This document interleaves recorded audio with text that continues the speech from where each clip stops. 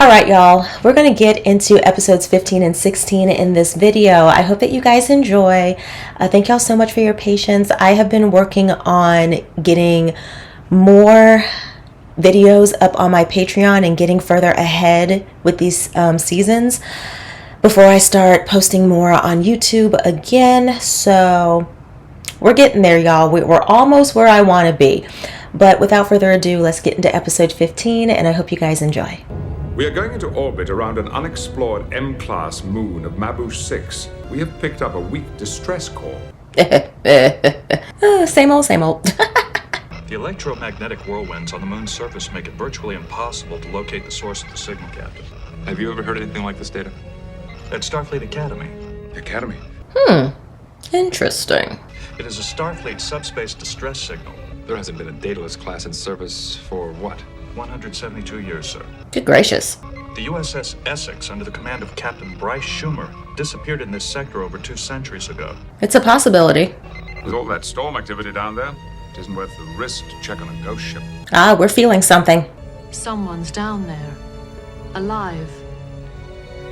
A descendant? That's my best guess. If it's anything like this in the ground, I don't see how people can survive at this moon for very long. Maybe they've been living underground. There you go. That's a possibility. Forward thrusters have failed, sir. Ooh. We are losing power. Enterprise! Sir, the shuttlecraft's impulse generators have shut down. Commander, can you hear me? Hold on. We're going down. Yeah, y'all are in trouble. Deanna is exactly how I would be. Ooh. I'm picking up the shuttle's trace signature, but the surface interference is distorting its position. No surprise.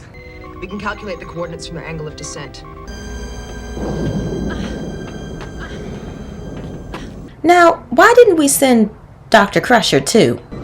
The ground cover is all non-porous rock, which makes me believe it's even less likely there's anyone living here. What is that? That doesn't look like any storm front I've ever seen. Wow. No life sign readings other than our own. There is someone alive here. I'm more certain of it now than ever. They're coming. They're coming with the storm. That's different. Sir, let me beam down with a pattern enhancer. I can boost the confinement beam. One person might be able to make it. His chances of making it down there safely are no better than 50-50 in my opinion. Well, as long as we don't lose him. I think I can make it. All right then. Good luck. Aye, sir. Huh, impressive. We need to distribute these enhancer rods at 7-meter legs. I'd really like to get us out of here before it hits, Commander. I'm supposed to be feeding the baby lunch. Molly gets in a terribly foul mood if I'm late. That's how I feel when I can't eat on time. Ooh. No, something wants y'all to stay. Ooh. Ooh. Wait a minute. So everybody but Riker got an orb? And he's not aware of it. Oh, we brought something back.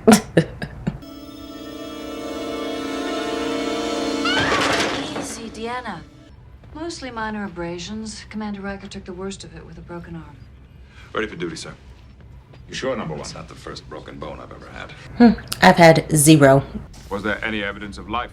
No, but if Troy was right, we were pretty close to it. No, the life is here. We might be able to employ virtual imaging in order to interpolate missing data. I will have it corrected in a moment. Yeah, I bet you will. Ensign, take us to a synchronous orbit aligned around our crash site. Aye, sir.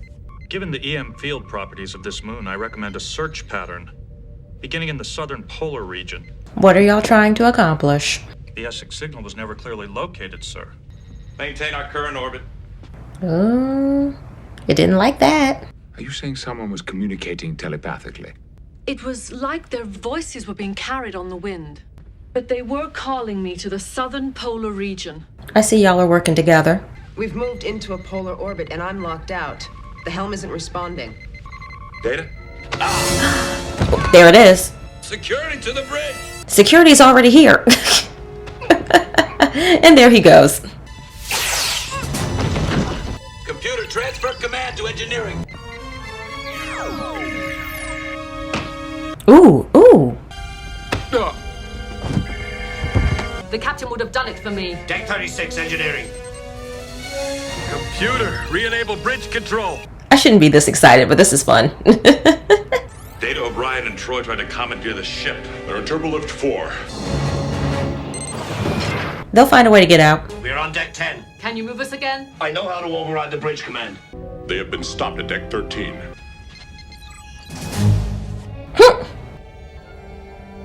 Oh, lovely. Do you know how to deactivate this?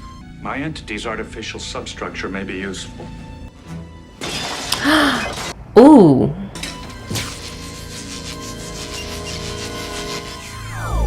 Ha! All right now. Security to 10 forward. Oh, the baby. Everyone, get down on the floor. Miles? Do not shoot.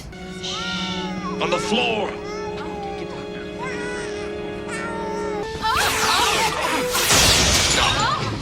Miles! At least they're just using stun.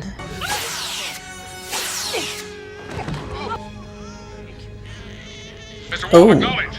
Yes, Bridge. He can hear you. Dang, girl. Ms. LaForge, shut down all computer access to 10 forward. I can't, Captain. We'd have to shut down all computer function in the saucer section. They're attempting to engage their transporters, but I know how to shut them down. Do it. Dang. The entire transporter array has been taken offline and placed into diagnostic mode. I can't override. It'll take a couple of hours to complete the cycle. We don't have that time. They can reverse the polarity of their force fields to isolate this room. Go back to the biofilter readouts taken of the away team's transport from the moon's surface. See if you can come up with any clue that might explain this. Smart. She'll find it. 10 forward.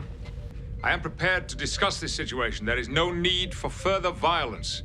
Under normal circumstances, I would be counseling the captain at a time like this. I would help him find a way to secure our trust. What are you looking at? Ooh. You, Klingon. Dang. Attack me. Hold on. Wait a second. Don't do it. Are you afraid?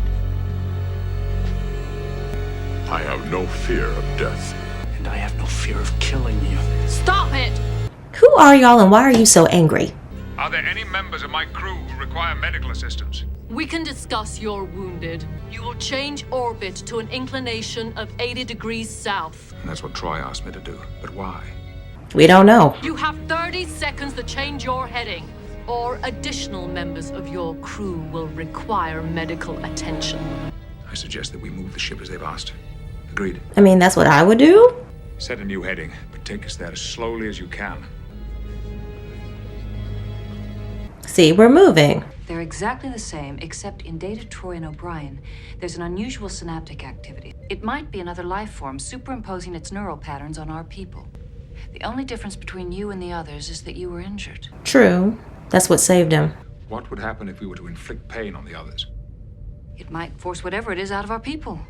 A plasma Ooh. shock. What about Data?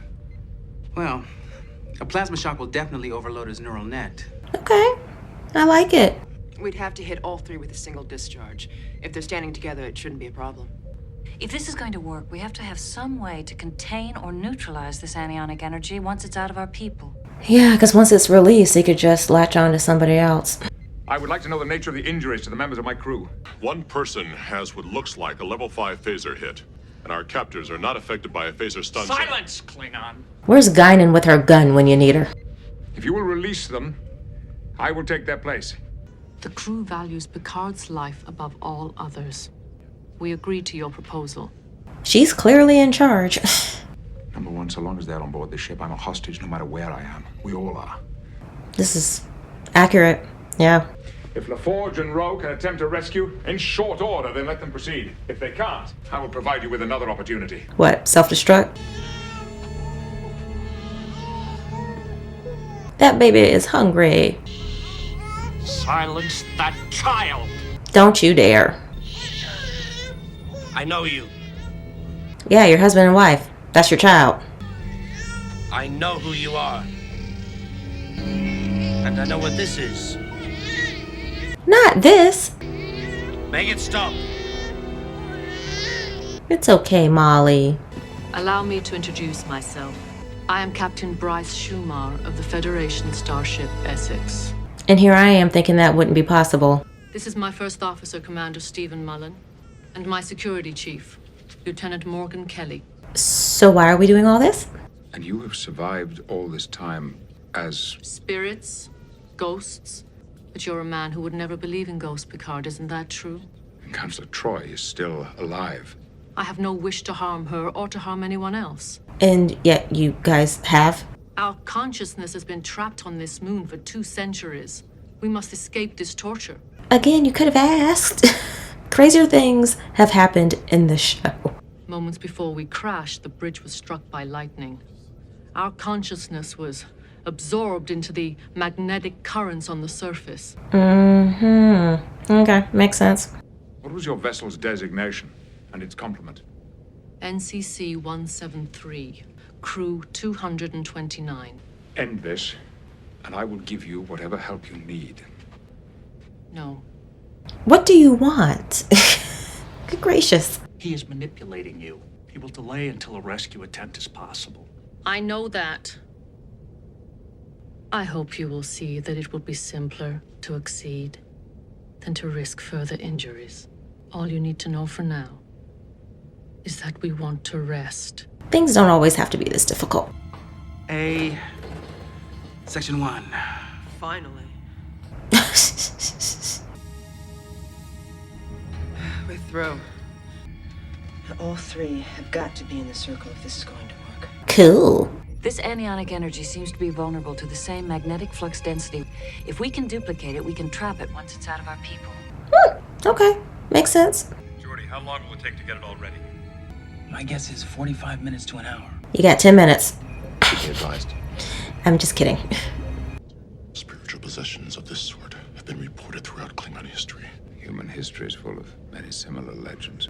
You got that right. If it is the spirit of Captain Schumar, Then he should be behaving very much better, don't you think? Should carry himself with a little bit more decorum. I assure you, Mr. Worf, these are not Jiat Lin. Our job is to find out exactly what they are. Sit down, both of you. You over there, you there. Well, geez, all right. Please don't. I hid the bracelet in your pocket. You said, Miles, you make me feel so happy. Okay, leave her alone.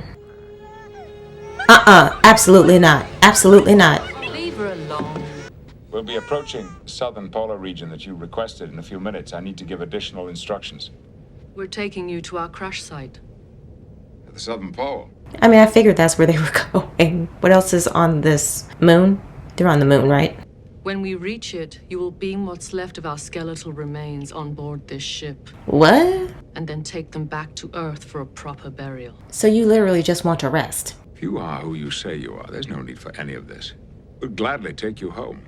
You will cooperate or someone will die. How about the Klingon? How about no? Don't you dare. Pick one to die, Captain. Or I kill them both. Ooh, can we do it now? Barring plasma charge. Crap! Darn it.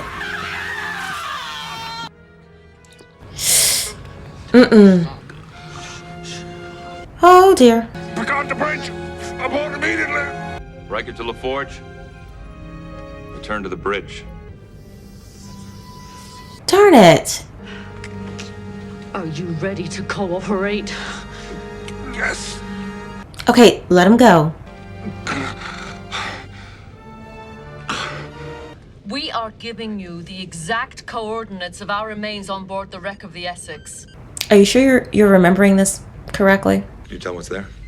Just your basic ionic cyclone. I can't read a thing.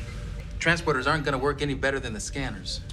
Okay, well, there's that. Whatever's blocking our scanners will prevent the use of the transporters. We'll have to use a transporter pad. I could give you safe passage to a transporter pad in one of the cargo bays. It is a trick. I was just about to say that. It's a trap. Without the protection of the force fields, we are completely vulnerable. Once the force field is down, they could beam us back to the surface. But there is a way to neutralize that threat. Okay, keep talking out loud. Transfer all transporter functions to 10 forward. You will have to release your computer control lockouts. Our guests will be moving shortly to cargo bay 4. Doctor? Mr. LaForge? Yes, sir. I set all transporter controls, including all those aboard your shuttlecraft. Almost had them, Ensign. Darn. Riker to 10 forward. Remaining transporter functions are being transferred to you. We can prevent anybody using the transporter against us as we go to the cargo bay. Not the weapons. Why do you need weapons? We will each take a hostage for protection. Klingon. Y'all have some obsession with Worf. Please let her stay.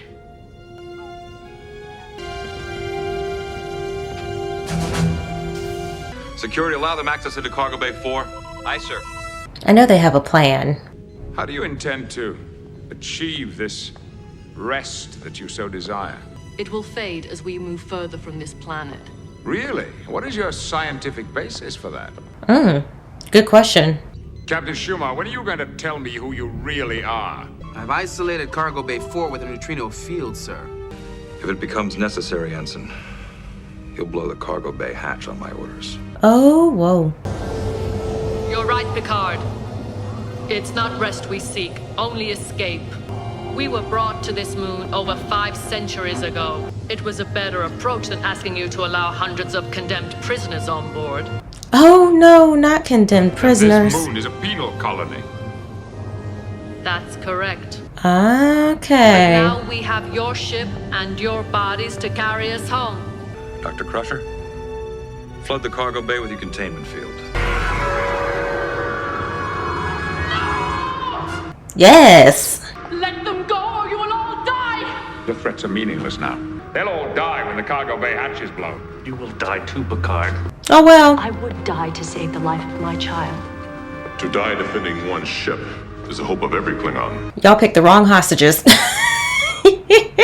And you know they're equally ready to give their lives for this ship. Free them now. And I will return you to the moon's surface.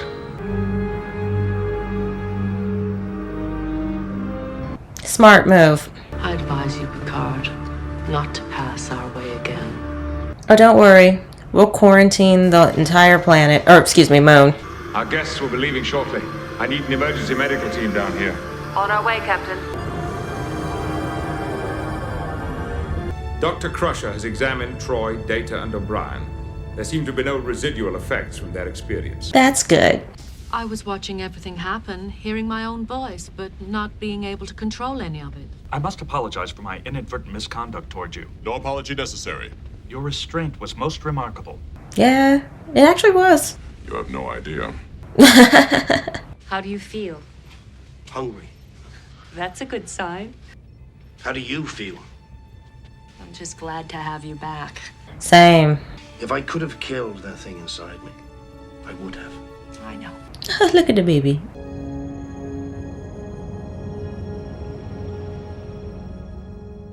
I very much enjoyed the acting in this episode, especially with Deanna, Data, and O'Brien. I thought that they all did an excellent job acting like they were possessed by different spirits. 10 Forward has been catching it in season 5, y'all. I mean, good gracious. And I'm just sitting here thinking, is Guinan on vacation? What is going on? Don't get me wrong. I know she can't be in every episode, but whenever anything is going down in 10 Forward and she's just not in the episode, I'm just like, what the heck? There's no way she would let all this happen. Beside that, I thought that this was a pretty good episode. I very much enjoyed seeing the way the crew figured out how to go about getting these entities out of these 3. Obviously it failed that very first time, and then, you know, they tried to pretend that they were the members of this crew on the Essex, but come to find out, no, this moon was a penal colony. It's like, what can you do? Was I surprised that there was the possibility of them being the spirits of the crew of the Essex? No, that wouldn't surprise me. It didn't surprise me. But was I also surprised that it could have been entities pretending to be them? That wasn't surprising either. But when I think about it, when Deanna was going through all of these explanations and explaining that, yes, we were the crew, This is all the information. You can check the records. And I'm just like, but why didn't you just say something out the gate? You know what I mean? It just felt kind of weird. Okay, you guys were Starfleet. We're current Starfleet. Just say it. What's the problem? What do you want? So this whole elaborate plan just so that they could rest. Okay, sure. We could have planned this out a little bit better, but hey, that's just me. Brent did an excellent job. He kept going for Mr. Worf. And every time he did it, I was just kind of like, oh my goodness, let it go. It made the episode very entertaining, but I was just like, no, not my Mr. Worf. And yes, he was showing a lot of restraint in this episode. I was kind of impressed, but I get why he had to control it, because let's be real, we would have had more injuries, so makes sense. The scenes with Molly were hard to watch. They did a really good job with those, because I mean, a baby's gonna cry. You can't just stop a baby when the baby's upset. And those scenes with her, they were quite intense. And then I love how, like, the scene in the cargo bay, I touched on this a little bit, where they were threatening to blow the hatch, and they were just like, but you guys will die too. It's like, boo, y'all got a Klingon over here. Like, really? He's not scared of death. And then you got Keiko. She's like, okay, y'all aren't gonna harm my child. Let's do it. Let's blow this thing. Y'all picked the wrong people to drag in there. But yeah, this was very entertaining. So now we're gonna hop on into episode 16, and I hope you guys enjoy. No question about it. She was bluffing, Worf. Bluffing is not one of Counselor Troy's strong suits. Yeah? It would have been unwise to call. You had Jackson 8s, she bluffed you with a pair of 6s. Oh, this is about poker. Maybe next time you should bring a deck that's not transparent to infrared light. Oh, that'll do it. Not to worry, Worf. I only peek after the hand is over. His face.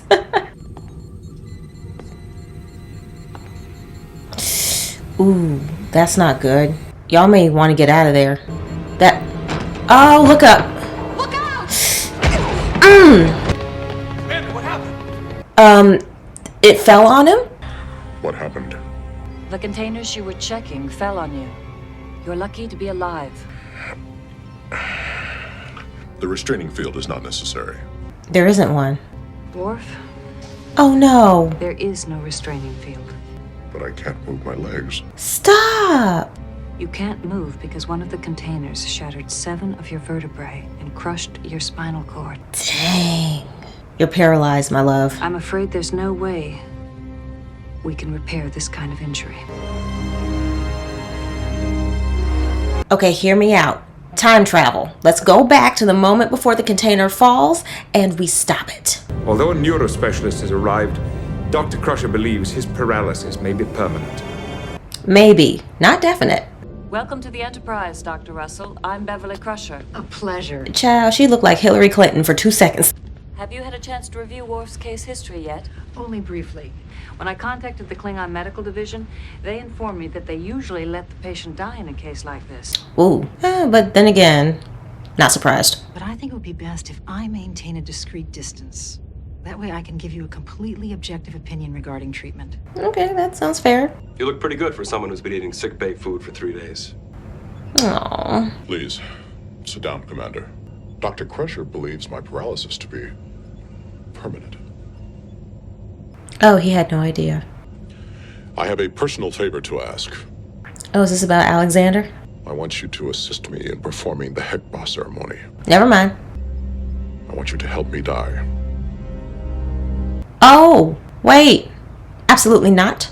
When he becomes a burden to his friends and family, it is time for the Heckbar. Time for him to die. I will not live as an object of pity or shame. Let's change the way you view yourself. Mr. Worf, I will not help a friend commit suicide. Exactly. If you truly consider me a friend, help me now. Help me end my life. I know this stressed y'all out the first time this aired. Klingon anatomy. 23 ribs, 2 livers, 8-chambered heart. I've never seen so many unnecessary redundancies in one body. Well, it's necessary for them. Almost every vital function in their bodies has a built-in redundancy in case any primary organ or system fails. All the extra organs means just that much more can go wrong. Okay, I see both sides. This is a genetronic replicator. It reads the DNA coding of damaged organs and then begins to grow a replacement. Wow, that's impressive. Replace his entire spinal column?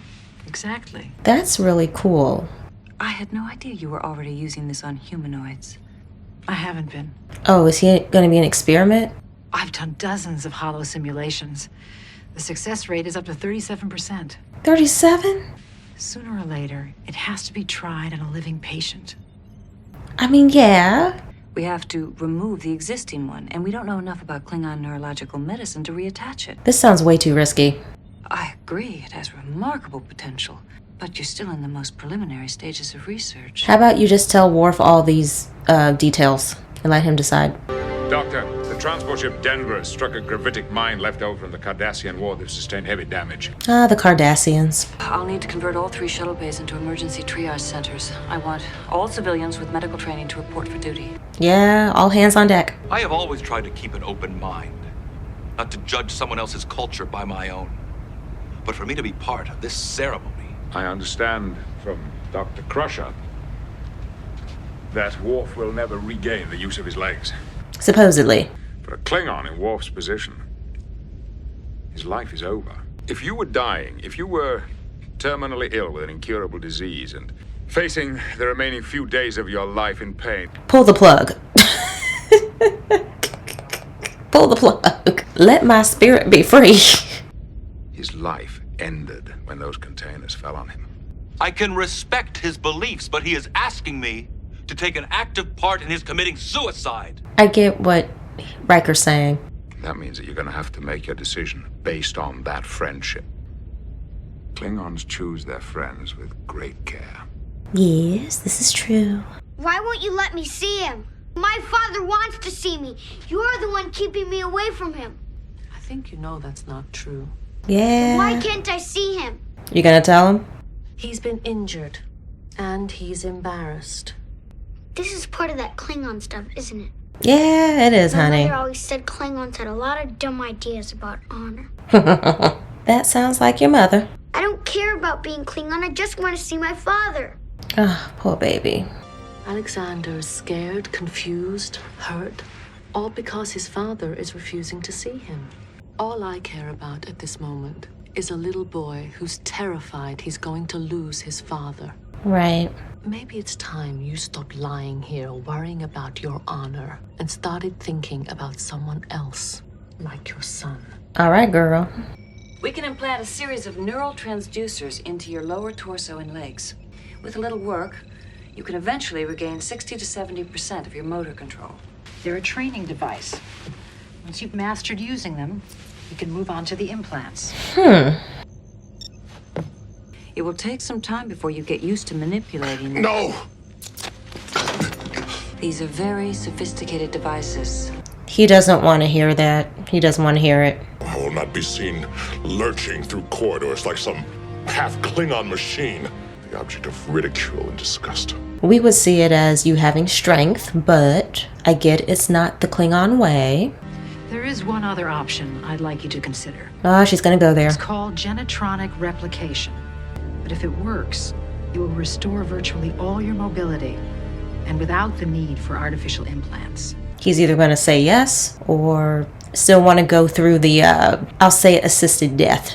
I also thought we decided against recommending it. I just gave him a better option than suicide. He's grasping for straws and you're giving him one. You're using the desperation of an injured man as an excuse to try a procedure that you couldn't do under normal circumstances. This episode has me all over the place. They have turned down your request to test genetronics on humanoids 3 times already. Oh. Your patient's life is at stake here. Look, before you do any of Guards this... to Dr. Crusher. She's gonna do it anyway. We've located the survivors from the Denver. We're ready down here. Could you use an extra pair of hands? Absolutely. Father? Wait, did he approve this? Come in, Alexander. Oh, I see. I was worried about you. As Klingons, we all must be prepared for it. He didn't want him to see that. Take him away. Worf, let me help you. Leave! He went into neural metaphasic shock. He couldn't take leporazine. His blood pressure was too low. I tried a new ribotherapy I've been working with. It's called Baratheum. Why are you just doing random stuff? You used this man to test one of your theories.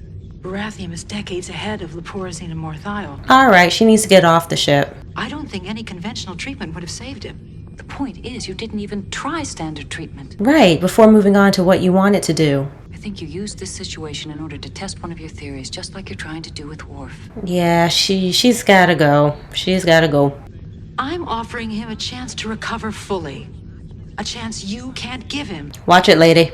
I'm looking down a long road, Doctor. This man didn't die for nothing. The data that I gathered is invaluable. You just wanted to gather data. Your research on this ship is over. You are relieved of all medical duties until further notice. Is that clear? There you go. Perfectly. Now get out of my sight. Oh, she's still gonna try something, I bet.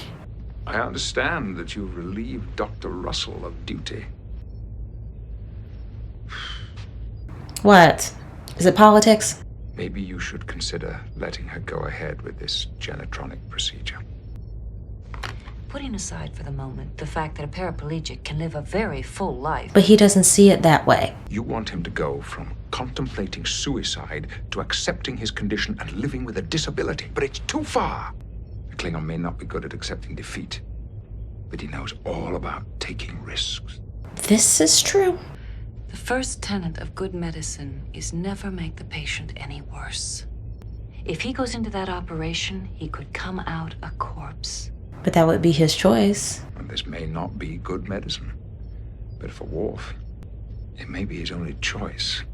I've been studying this ritual of yours. Do you know what I've decided? Not to do it. I think it's despicable. I hate everything about it. I may have to respect your beliefs, but I don't have to like them. I'm not going to make it that easy for you. What are you about to do? Remember Sandoval? Hit with the disruptor blast 2 years ago? Marla Astor. Tasha Yar. We remember her. How many friends have we watched die? I've lost count. Every single one fought for life until the very end. I do not welcome death, Commander. Sounds like it. Because I get the sense you're feeling pretty noble about this whole thing. Look at me. Aren't I courageous? Aren't I an honorable Klingon? Have you ever thought about how you've affected the people around you? How we might feel about your dying? Yeah, we're gonna be hurt. But I've been studying Klingon ritual and Klingon law, and I've discovered that it's not my place to fill that role. That honor falls to a family member. Preferably the oldest son. Oh, dear. The son of a Klingon is a man the day he can first hold a blade. Well, we've seen him do that. He is part human. What you really mean is it would be too hard to look at your son and tell him to bring you the knife, then pull the knife out of your chest and wipe your blood on his sleeve. I wasn't expecting this. Well, I'm sorry, Mr. Worf. I can't help you. There's only one person on this ship who can. All right, writers. I like it. I can hear Kalar now. You said you wanted to see me? Yes, I need you to stab me. I need you to help me. No, not do the stabbing. I do the stabbing. You pull it out. According to tradition, I must take my life after suffering this kind of injury. But I have decided to break with tradition. Good. Happy to hear it. We will speak again soon. I'll make sure he reaches your parents' home safely. They are elderly. Yeah, we've been through this. Counselor, I have a serious request to make of you. Would you consider Raising Alexander. You want me to raise Alexander? Yep. I have come to have a great respect for you, Deanna. You have been most helpful in guiding me since Alexander's arrival. Yeah, that she has done, yes. I can't imagine anyone who would be a better parent to my son. I'd be honored. Oh, how sweet. All neural connections below the first cervical vertebrae have been separated. I'm severing the brainstem now. Oh, gosh. I've notified Starfleet that our survey of Sector 37628 will be delayed by at least a week. I understand from Miss LaForge that there's a minor fluctuation in the starboard warp core. I see y'all are keeping yourselves busy. I know you're worried. Has there been any word? Mm-hmm. There it is. No. Preliminary genotronic scans are Woo. complete. Initiating DNA sequencer. Increase TCH levels to... What's wrong? The scanner is having trouble reading the Klingon dorsal root ganglia. Dang it. But I thought I made sufficient adjustments. Bring me the detronal scanner. Now you tell us? I can scan the ganglia manually. It'll just take a little longer. Thinking about the future, huh? Track the paraspinal muscle. Got it. I'm reading a slight fluctuation in the isocortex. 20 cc's anaprovaline. How much longer can we keep him on life support? 27 minutes. Cover. We gotta hustle. Tissue growth proceeding at anticipated rates. No initial signs of rejection. That's good so far. Terminate life support. Neural connections appear stable. Looking good so far. Of course. Fluctuations in the isocortex. 40 cc's Again. Same thing again. AP dropping, now 60/40. Ooh. Vector response is falling rapidly. No response in the isocortex. 75 cc's anaprovaline. Heart rate is erratic. He's going into cardiac arrest. Yeah, I wonder why. We're losing him. No BP, no pulse. Showing no higher brain functions. Okay, 25 cc's cortisone. That'll kill him. Looks like we've done a pretty good job of that already, Doctor. I know that's right. No BP, no pulse. No activity in the isocortex. Corticostimulator. Ah, darn. Again. She's not gonna give up. Again. Doctor. No, you stay back. Death occurred at 1240 hours. It was all going so well. No anomalies during replication. No initial rejection. This is the first time you've done this. No. Alexander. I am so sorry. There's no way. Come on. I want to see him. Maybe the presence of his son will force his spirit back into his body.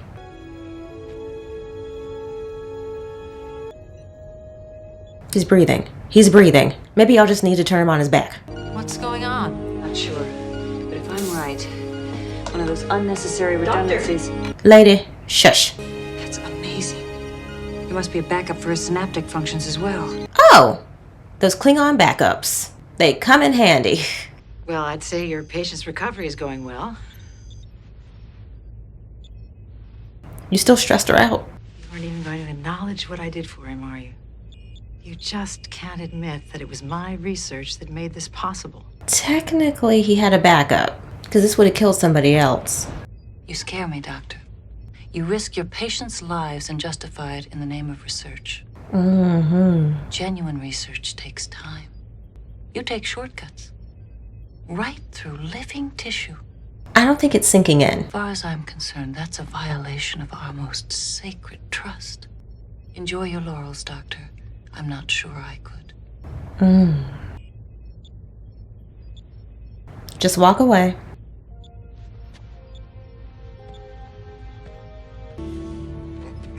Nice job. This is gonna take time, Worf. Alexander. I would appreciate some help from my son.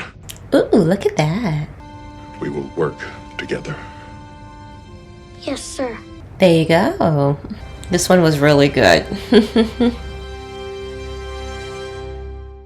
Ooh, people were about to catch my wrath in this video, but fortunately I held it in because I thought to myself, now hold on. I was told that I was going to get more Mr. Worf in like the later Trek shows. And I said, I know all these folks didn't lie to me. Y'all wouldn't do me like that, would you? Was this a collective prank? Have y'all been talking about me behind the scenes? But look, no, I just was like, okay, if they're really about to do this to me, I'm really going to have to bite my tongue when I do my review. But no, we still have him, so I'm good on that. I like that this episode explored different opinions, different feelings, the different morals loopholes. I liked it because some people may, we'll take Riker for example. Some people might think that he was being too harsh with Mr. Worf. But then there are some that probably are on his side and they're like, yeah, don't ask him to do that. And the fact that he took the time to really look at the Klingon laws, you really can't be too mad at him because he did find that loophole, which would have been a very hard, which not would have been, it is a very harsh reality that Alexander would be the one to help him. And in a way, some people could view that as Mr. Worf finally snapping out of it. But at the same time, I get that he wants to follow the Klingon way. I get for some people, they may view it as he's being very insensitive to his son. He's going to leave a child behind and not at least attempt to, you know, walk and do the types of things that the doctors are recommending. I understand that perspective as well. For me, I don't blame Dr. Crusher for how she was so frustrated with Dr. Russell, because I get that she wants to find different ways of doing things in the medical field, and she's got all these theories and she's trying to, it's like what they were talking about, you know, there's going to be that first patient. I get it. I understand it.